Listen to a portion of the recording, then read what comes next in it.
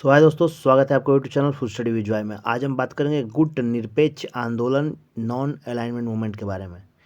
तो इसकी पृष्ठभूमि के बारे में बात करेंगे। ये पहले तो बता दिए, वीडियो बहुत ही ज़रूरी वीडियो है और ये आपको जीएस के पेपर में पूछता है, क्वेश्चन एग्जाम में। जैसे मान लीजिए यूपीएससी के एग्ज़ाम हो, बीपीएससी या फिर स्टेट पीसीएस के एग्ज़ाम हो या फिर अन्य वनडे एग्जामिनेशन में भी इनसे से जुड़े हुए क्वेश्चन पूछे जाते हैं। तो अच्छे से इसको हम अध्ययन करेंगे और 1 2 3 4 5 6 इसको खंडों में बांटकर इसको पढ़ेंगे। तो पहले गुट निरपेक्ष आंदोलन की पृष्ठभूमि हम पढ़ेंगे, पृष्ठभूमि इसकी क्या थी। तो चलिए पढ़ते हैं कि इसका गठन, मतलब इसको कब बनाया गया था, क्यों बनाया गया था। तो शीत युद्ध के दौरान जो देश थे उनके संगठन, देशों के संगठन के रूप में बनाया गया था, राज्यों के संगठन कहिए।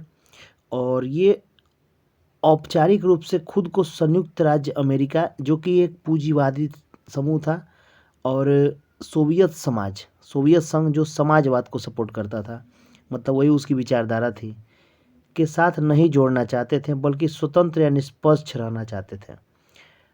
आप इसको ऐसे समझिए कि जैसे दो लोग थे अपने आप को श्रेष्ठ दिखाने के लिए, और वो चाहते थे ना कि एक चाहता था कि जो इतने लोग हैं छोटे लोग वो उनके सपोर्ट में आ जाए, और एक चाहता था, सोवियत संघ चाहता था, जो समाजवाद को सपोर्ट करने वाला विचारधारा का था, वो चाहता था कि छोटे छोटे देश है, जैसे इंडिया है, पाकिस्तान है, बांग्लादेश है और भी श्रीलंका है, ये सारे देश, मतलब जो भी देश हैं वो उसके तरफ आ जाए।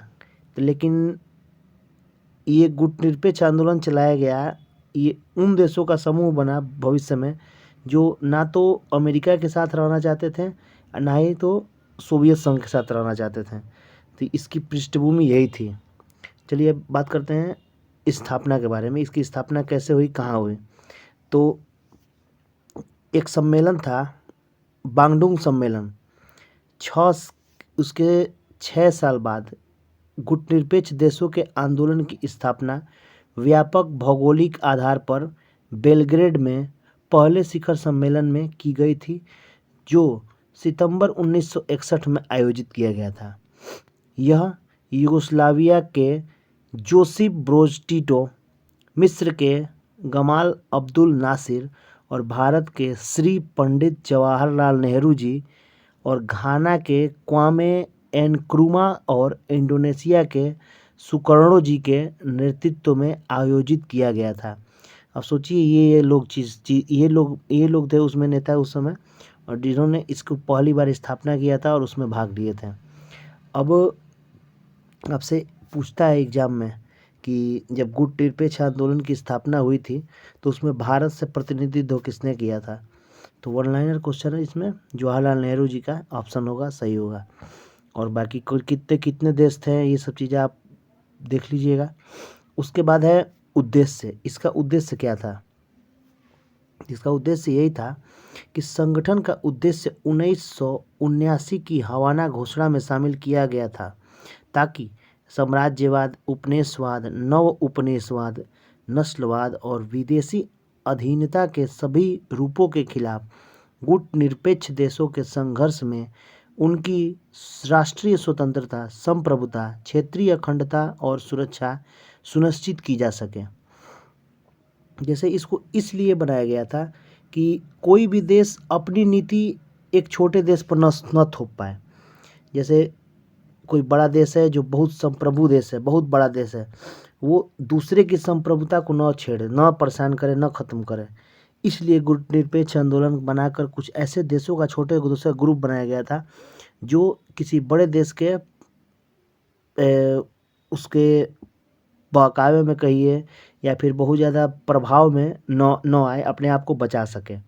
तो इसलिए बनाया गया था। अब इसके सदस्य और पर्यवेक्षक के बारे में पढ़ेंगे, जिसे इसी से एग्जाम में ज़्यादा क्वेश्चन पूछता है। सदस्य और पर्यवेक्षक, इसमें अप्रैल 2018 तक 120 सदस्य थे, जिसमें अफ्रीका के 53 देश, एशिया के 39 देश, लैटिन अमेरिका और कैरिबियन के 26 और यूरोप के 2 देश शामिल हैं। गुटनिरपेक्ष आंदोलन में 17 देशों और 10 अंतर्राष्ट्रीय संगठनों को पर्यवेक्षक का दर्जा प्राप्त है। और उसके बाद है ऑस्ट्रेलिया और न्यूजीलैंड दोनों नॉन अलाइनमेंट मूवमेंट के सदस्य नहीं हैं। एग्जाम में पूछ देता है ऑस्ट्रेलिया और न्यूजीलैंड है कि नहीं, तो ये भी ध्यान रखना चाहिए। इसका मुख्यालय कहाँ है, मुख्यालय के बारे में बात करेंगे। तो इसका मुख्यालय, इसके पास कोई औपचारिक संविधान, मतलब इसका कोई नियम नहीं है। ऐसा नहीं है कोई बुक है कि नॉन अलाइनमेंट मूवमेंट का मतलब यही नियम से काम होगा। वो इसका औपचारिक संविधान नहीं है। स्थानीय, इसका कोई मतलब स्थान, मतलब कोई ऐसा नहीं फिक्स जगह नहीं है। इसका कोई सचिवालय भी नहीं है और इसका कोई प्रशासन गैर श्रेणीबद्ध और आवर्तनशील है। इसमें सर्वसम्मति से निर्णय लिए जाते हैं, जिसके लिए एकमत का नहीं पर्याप्त समझौते की आवश्यकता होती है।